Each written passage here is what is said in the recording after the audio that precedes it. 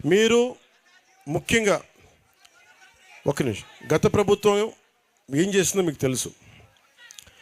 ఒకసారి మీరు అల్లూరు సీతారామరాజుని గుర్తుపెట్టుకుంది నేల. మీ హక్కుల కోసం పోరాడే వాళ్ళని గుర్తుపెట్టుకోండి. కూటమి ప్రభుత్వం 100 మందికి దాటి 250 మంది ఉంటే తప్ప మేము రోడ్డు వెయ్యం అనే పద్ధతి నుంచి నరేంద్ర మోదీ గారు వచ్చాక 100 మంది ఉన్నా చాలు రోడ్డు వేస్తామని చెప్పారు. ఈరోజు రోడ్లు వేస్తూ ఉన్నాం. అలాగే 100 మంది లోపున ఉంటే దాని మీద కూడా ఒక ఆలోచిస్తూ ఉన్నారు. అవి ఉన్న నిధులు ఉన్నా లేకపోయినా మీకోసం ఆలోచిస్తూ మేము 20 మంది ఉన్నా, 30 మంది ఉన్నా, 40 మంది ఉన్నా ఈరోజు రోడ్లకి వేయడానికి శ్రీకారం చుట్టాం.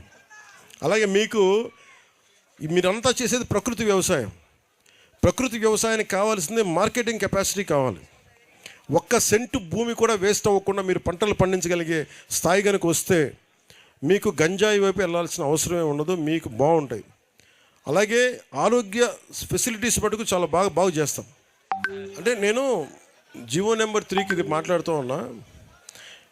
ఇప్పుడు నేను మీ చేత ఓట్లు వేయించుకోవడానికో చప్పట్లు కొట్టించుకోవడానికో ఒక మాట మాట్లాడి చేసేస్తాం అని మాట్లాడవచ్చు. కానీ మనం సుప్రీంకోర్టులో కొన్ని హైకోర్ట్స్లో ఉన్నప్పుడు కొంచెం జాగ్రత్తగా వ్యవహరించాల్సిన పరిస్థితి ఉంది. అన్ని ఉద్యోగాలు మనం ఎవరైనా సరే ఉద్యోగాలు ఎలా వస్తాయి మీరు ఆలోచించండి. స్కిల్ ఉండాలి. ఒకవేళ నాకు రిజర్వేషన్ లేదు, రిజర్వేషన్ లేనప్పుడు నేను ఏం చేస్తాను చెప్పండి? స్కిల్ డెవలప్ చేసుకొని వెళ్ళాలి. రిజర్వేషన్ వచ్చే వరకు వెయిట్ చేయడం నాకైతే భయం వేస్తుంది నా జీవితం.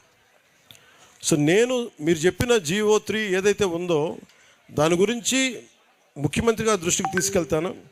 ఈ లోపు మీరు ఆర్థికంగా ఇబ్బంది పడకుండా మీకు ఒక స్కిల్ డెవలప్మెంట్ చేస్తే మీకు ఫలితాలు వస్తాయి, మీకు ఆర్థికంగా బలోపేతం అవుతారు. మీలో నేను మొన్న పోయినసారి అరకుకు పోయినప్పుడు ఒక కుర్రోడికి మార్షల్ ఆర్ట్స్ వచ్చు, మలేషియాలోకి వెళ్దామంటే అన్న నాకు సపోర్ట్ చేయట్లేదని. అలా ఎంతమంది మీరు ప్రతిభ మీలో ఎంతమంది ఉందో మీకేం తెలుసు? మిమ్మల్ని మౌంటైనీరింగ్ పంపించామనుకోండి, మీరు ఒకటి తెన్సింగ్ నాకేలా ఉన్నారేమో. మీ ప్రతిభ పాఠవాల్ని బయటికి, మీ సమర్థత బయటికి తీయాలి.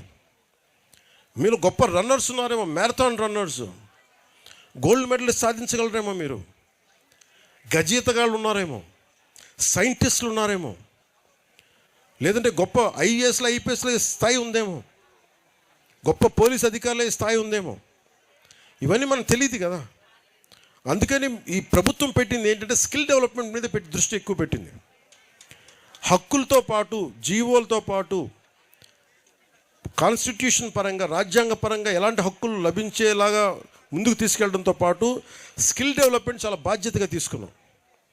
అందుకనే నేను కోరుకుంటుంది ఏంటంటే ఇక్కడ సినిమా పరిశ్రమ కూడా రావాలి. వీళ్ళు ఎవరో బయట దేశాలకు పోతూ ఉన్నారు. ఆ డబ్బులు కనుక ఇక్కడికి వస్తే ఇక్కడున్న 50 మంది ఆడపడుచులకు కానీ ఇక్కడున్న 25 మందికి ఒకరోజు షూటింగ్ చేసే డబ్బులు వస్తాయి మనకి. సో ఇట్లాంటివన్నీ ఆలోచించి నేను టూరిజం కూడా డెవలప్ చేయాలి, విదేశీయులు రావాలి, ఇవన్నీ ఆలోచించి మేము ముందుకు వెళ్తూ ఉన్నాం. మీ సహాయ సహకారాలు కావాలి, మీరు అండదండలు కావాలి, మీకు అభివృద్ధి కావాలి. మనస్ఫూర్తిగా కోరి మీకోసం నిరంతరం పనిచేస్తామని తెలియజేసుకుంటూ ఇక్కడికి వచ్చిన కూటమి నాయకులందరికీ పేరు పేరున తెలుగుదేశం, జనసేన, భారతీయ జనతా పార్టీ నాయకులందరికీ, సర్పంచులకి, ప్రతి ఒక్కరికి పేరు పేరున ధన్యవాదాలు తెలుపుకుంటూ వేదిక పైన ఉన్న గౌరవ ఎమ్మెల్యేలు గారికి, ఎమ్మెల్యేస్ అందరికీ కూడా నా నమస్కారాలు, హృదయపూర్వక ధన్యవాదాలు తెలియజేసుకుంటూ ఈ కార్యక్రమాన్ని ఇంత విజయవంతంగా చేసిన మన కలెక్టర్ గారికి, SP గారికి, ఉన్నత పోలీస్ అధికారులందరికీ కూడా ధన్యవాదాలు తెలుపుకుంటూ నిన్నటి నుంచి ఈ రోజు దాకా దారి పొడవునా ఉన్న ప్రతి కానిస్టేబుల్ కూడా చేతులెత్తి నేను నమస్కరిస్తూ ఉన్నాను. సో మనస్ఫూర్తిగా మీ అందరికీ. అలాగే ఈ రోజున నేను ఒక మాట చెప్పి ఫండ్స్ సరిపోవట్లేదంటే ఉన్న ఫండ్స్లో ఎలా అడ్జస్ట్ చేయొచ్చని ప్లాన్ చేసిన కృష్ణతేజ గారికి, PS మధు గారికి, OSD వెంకటకృష్ణ గారికి కూడా మనస్ఫూర్తిగా ధన్యవాదాలు తెలియజేసుకుంటూ మరోమారు ప్రధానమంత్రి గారికి నా ప్రగాఢమైన కృతజ్ఞతలు తెలియజేసుకుంటూ ఈ కార్యక్రమాన్ని ఇంత తక్కువ సమయంలో మాకు అవకాశం ఇచ్చి పెట్టుబడులకి మాకు నిధులు సమకూర్చిన గౌరవ ముఖ్యమంత్రి గారికి, శ్రీ నారా చంద్రబాబు నాయుడు గారికి మనస్ఫూర్తిగా ధన్యవాదాలు తెలియజేసుకుని సెలవు తీసుకున్నాను. జై హింద్.